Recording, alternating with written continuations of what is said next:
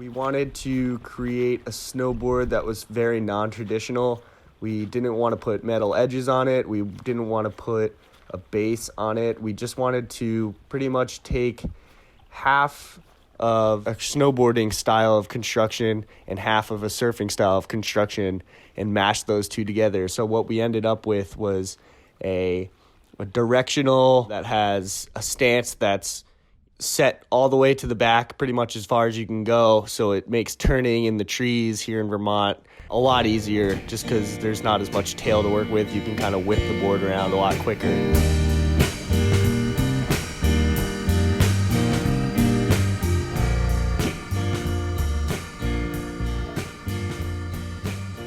A little bit rough shape right now because I've ridden the heck out of it, but this is the Cvrrent Primal collab.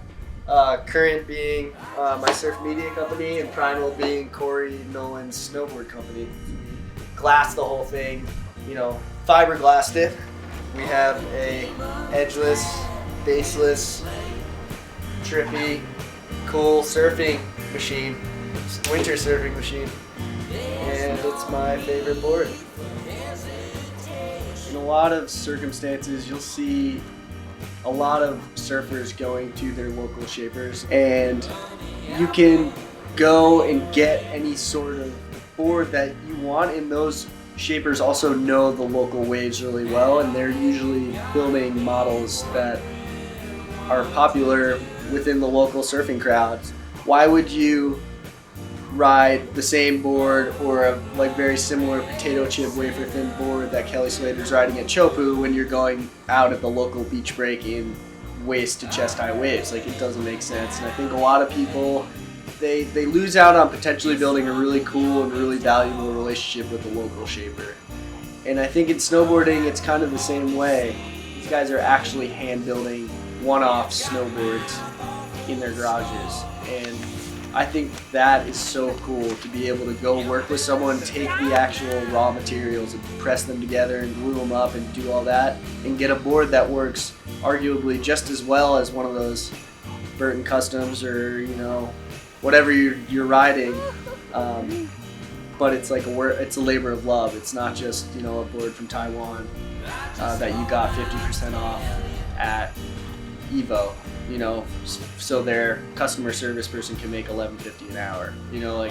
You go to these people who are building these actual handcrafted surfboards, and they're making less than $11.50 an hour, but they're putting all this love and labor into it. And so you have to support those people. You got to support the people who are locally shaping, whether that be in surfing or snowboarding. And I think we're seeing more people get into that in the snowboard world, especially here in Vermont. I think with Korey, it's a pretty interesting situation. I mean, if you look at, he's only actually built 10 snowboards and he's only built a handful of surfboards. So the challenge that he's facing is that he doesn't have as many people tuned in to maybe order fins or order a surfboard or order a snowboard to the point where he could quit his 9 to 5. And the thing though is, I know that if he did have the clientele, he could be killing it and making it in that world because his craftsmanship is unlike anyone else's I've ever seen. It's also a bummer to see that he's not doing it full time. He's still locked into his 9 to 5 job. He's a new dad. He's got 2 young kids at home. He's got a family life to balance and work life. It's a lot. And I think that if we tell his story, hopefully he's going to get to that point where he's on the map and he can make it his full-time, career.